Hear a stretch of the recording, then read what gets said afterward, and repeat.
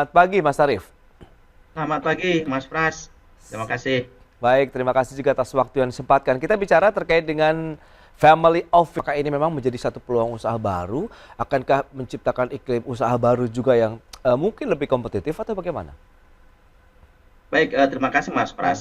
Kami dari HIPMI tentu sangat mengapresiasi ya inovasi-inovasi yang dilakukan oleh pemerintah dalam Hmm. rangka menarik investasi dari atau dana dari luar negeri. Ya. Karena eh, tadi seperti yang dikatakan oleh Mas Yusuf bahwa kita tidak bisa lagi melakukan dengan cara-cara yang konvensional.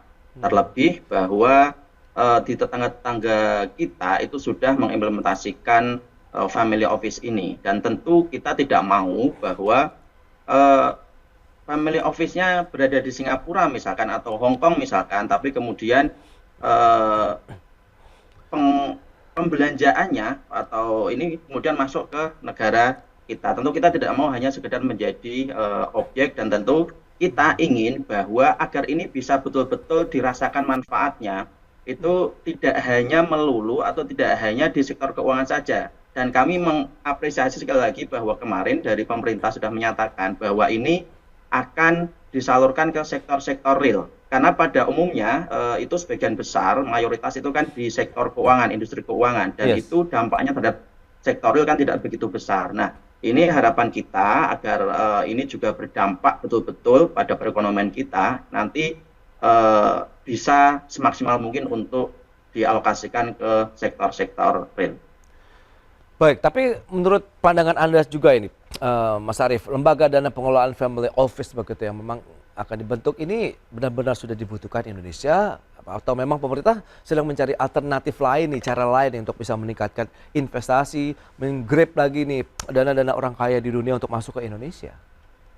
Baik, jadi ini kita tentu tidak bisa mengandalkan hanya satu cara ya Hmm. untuk bagaimana menarik dana investasi ini. Oke. Tapi kita memang harus kreatif. Dan jadi apa yang dilakukan dengan merencanakan dengan family Hmm. take off ini diberlakukan ini tentu satu hal yang harus diapresiasi sekali lagi. Dan tentu kita bisa memberikan masukan kepada pemerintah dalam hal ini untuk bagaimana menarik investasi atau dana asing. Misalkan tambahan lagi dengan Oke. bisa diwacanakan juga untuk memodernisasi diri dan segala macamnya. Jadi memang ini dibutuhkan terlebih ke depan tentu apa yang menjadi isu-isu dari rencana pembangunan kita kan membutuhkan banyak investasi dan ini menjadi penting, Ya. menjadi alternatif untuk bagaimana menghimpun dana-dana itu. Baik, baik. Dari kacamata pelaku usaha, poin yang harus diperhatikan dalam kajian pembentukan family office, kemudian manfaat apa saja sih yang mungkin berpotensi didapatkan oleh dunia usaha sendiri begitu dengan kehadiran family office ini, Mas Arief?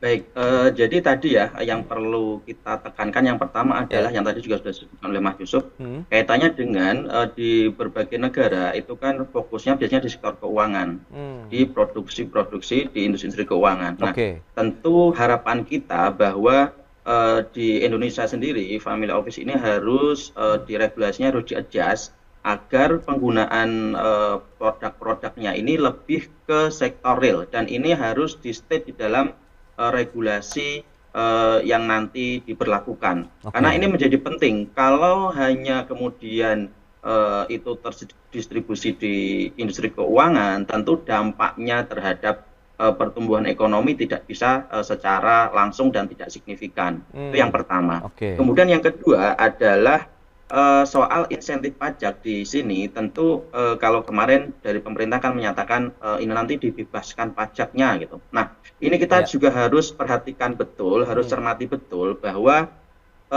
jangan sampai Hmm. ada satu regulasi yang kemudian merusak tatanan sehingga Hmm. sistem perpajakan ini menjadi tidak berkeadilan. Ya, ya. Makanya ini harus ditimbang betul. Kalau adanya insentif, misalkan berupa pengurangan, misalkan, Hmm. artinya tidak pembebasan ya, karena Ya. kalau pembebasan ini tentu sama sekali kita akan di titik awal tidak akan mendapatkan apa-apa gitu Hmm. ketika dana Ya. masuk. Tapi nanti memang kita juga berharap di multiplier efeknya ya Ya. ketika dana itu sudah kemudian diputar ke dalam sektor realnya. Nah, Hmm. ini menjadi penting juga pembebasan, tapi kalau dari kami eh, ini diberikan pengurangan saja. Hmm. Jadi nanti di tahap awal pun pemerintah sudah bisa mendapatkan dana segarnya untuk meningkatkan penerimaan negara. Kemudian adalah soal biasanya ada single family office ataupun multiple family office. Nah, ini kami berharap agar yang akan diberlakukan di Indonesia adalah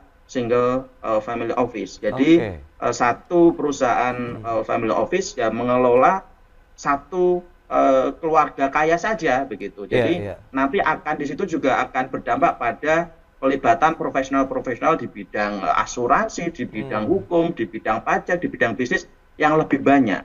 Karena kalau misalkan multiple family office itu nanti satu family office kemudian bisa mengelola banyak eh, keluarga kaya, itu nanti juga akan melibatkan tidak banyak profesional-profesional dalam pengelolaan kekayaan-kayaan itu tadi. Jadi paling tidak ada Iya. 3 hal itu yang kemudian menjadi catatan kami ya. Dan family office ini kan bukan kebijakan satu dua institusi saja, tapi ini adalah kebijakan integratif yang di situ ada bagaimana memberikan kemudahan perizinan, Oke. bagaimana kemudian memberikan insentif pajaknya, kemudian bagaimana dan dari sisi asuransinya dan lain sebagainya. Nah, tentu ini harus Ya, dikaji ya. secara betul dan tidak bisa terburu-buru lah. Karena kan kalau kita lihat kesannya itu kok buru-buru sekali begitu lah. Makanya ini harus dikaji secara lebih mendalam agar bisa betul-betul memberikan dampak terhadap pertumbuhan ekonomi kita. Akhir, Mas Arief, review dan mungkin optimisme Anda melihat proyeksinya ini akan efektif tidak?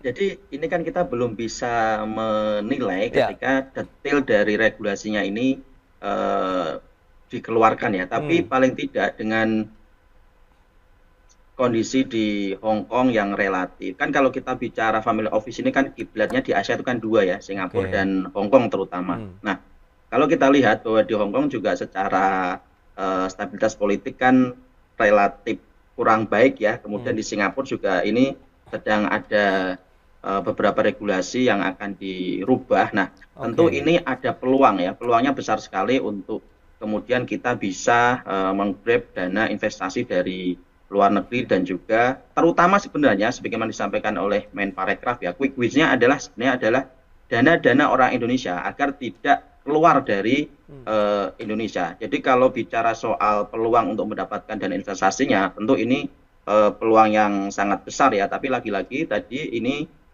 merupakan kebijakan yang integratif, jadi itu semua harus dipertimbangkan dan jangan sampai kemudian ini kita berkorban memberikan karpet merah untuk ya kita kalau kita lihat update terakhir ya di Singapura kan juga ada 6 perusahaan family office yang tersangkut kasus pencucian uang. Nah, ini menjadi Oke. penting agar eh, hal-hal seperti itu bisa diantisipasi ketika nanti memang kita nanti memperlakukan konsep family office Baik. di Indonesia ini. Jadi itu kira-kira catatan-catatan kami ya yang perlu diperhatikan, Itu perlu dia. kita jadikan masukan untuk pemerintah. Menarik.